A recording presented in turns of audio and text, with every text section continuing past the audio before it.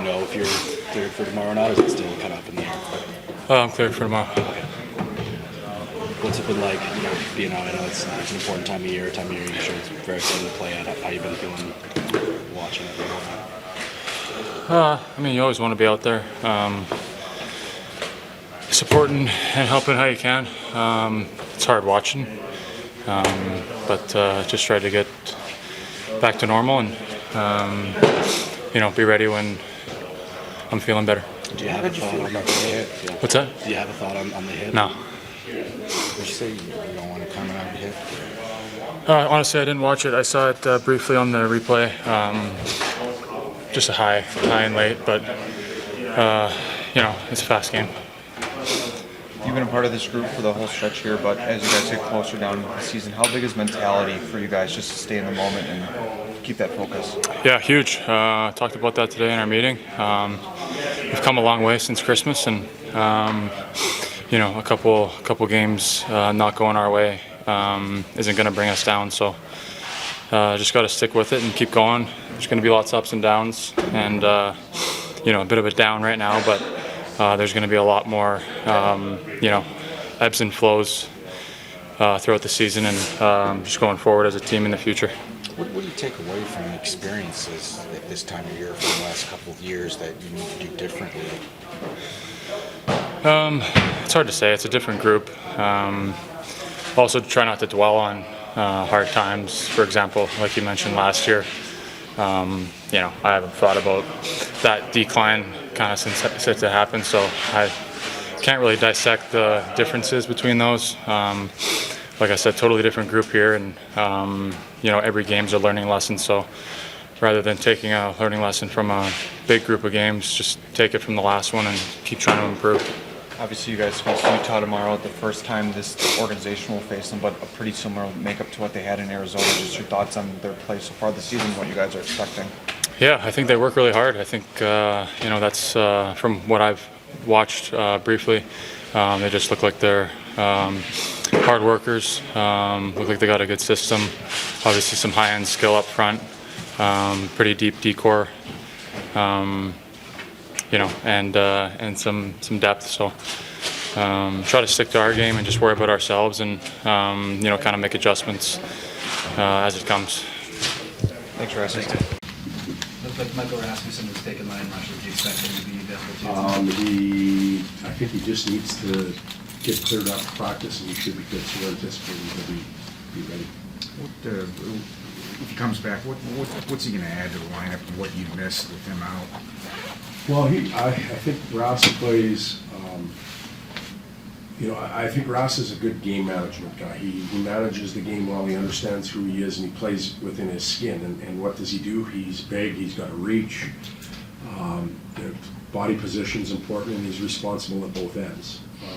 He has some cachet in the locker room as well. He's been around long enough, and teammates appreciate his efforts. So anytime you can get that type of player back in, I think it's important, and he has the ability to play down the middle. We've, not singling out the players down the middle, but we haven't been as strong down the middle lately, and hopefully he can help solidify that. With him back and moving Marco there, do you feel like that maybe stabilizes that middle a little bit, or? Well, I hope so. We, we need it, and we're looking for spark for a few players or lines, and we've talked about this in the past that Marco may need that opportunity to go back in there. So we'll see how it goes. We have options to play off of it if needed, but we'd like to think that it can be a successful, I don't want to say experiment, but a successful move. Do you think Marco's ready for something like this, obviously? I mean, the way that he's played, I don't doubt it one bit. He's played hard, he's played fast, he's played against the opposition's best players. The power play, the penalty kill, he's done it for a month and a half. So I think he's very ready for it, and has all the tools and drive that a player needs to have success. So that doesn't guarantee success, but I do believe he's ready.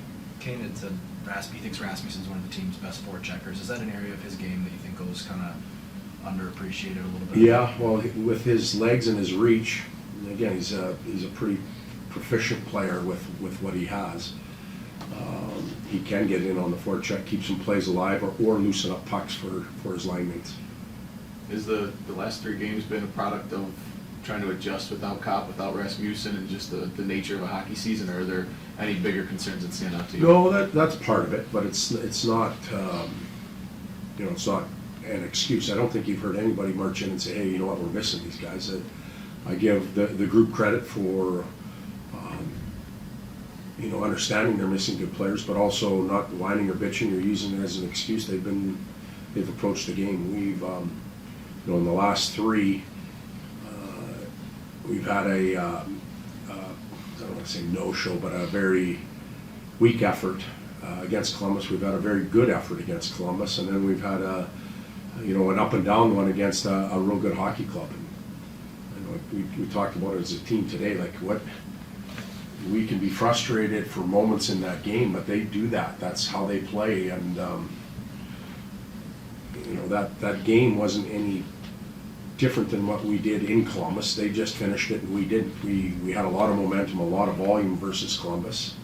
They had a lot against us, but we had plenty of opportunities early in the game to be productive, and we weren't. So that was probably where we let things get away a little bit. For a young guy like Soderblom, what do you like about his makeup and his ability to handle the responsibilities of playing with Larkin and Raymond? Well, his pace for a big man, he moves that body really well, and when we shuffled the lines up yesterday, we like pace with Dylan and Razor. We've tried that with Joey. We've tried it with Cass, obviously, and now with Elmo. He does provide pace. You don't think a big man can skate that well, but he's got good hands and he can really move. And with his size and reach, he can be involved in the game in many different ways, with the puck, without the puck. And it fits, or at least we think it fits. We'll have to take the test. Having Hudson and his little brother skate with you guys today, just that experience for them and for the team and what that meant and all. Well, once again, it's what we do here in Detroit. It's what the hockey community overall does, is it cares about a lot of people that aren't as fortunate as we are. We get to play a game, and a lot of us are living our dream. We have our dream jobs. We're playing a game and getting paid to do it.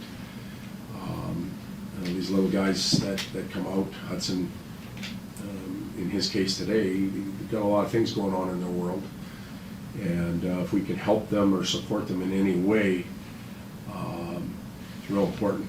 And good organizations, good human beings, like our locker room and our team, do things like that. And I just hope they had a real good time. I think the guys enjoyed having them out there. I mentioned to a couple of the players, it reminds me of their little ones. Like, there's a lot of little guys running around here. The Brinkets and the Kane and the 4 or 5 other little ones that are flying around the locker room all the time. It's kind of, it gives you a good feel. Brings some youth and some energy and some innocence into the locker room. And the 2 little ones that were on the ice today brought that to the rink as well. You guys were at a similar spot to this when you came off that road trip to Tampa, Dallas, Philly early in the year. How did you see the team respond to that, and what can you pull from now in this spot? Well, it started I think it was in Philly, where we went and we played our best game of that road trip. I believe we were on the short end of it, 2-1.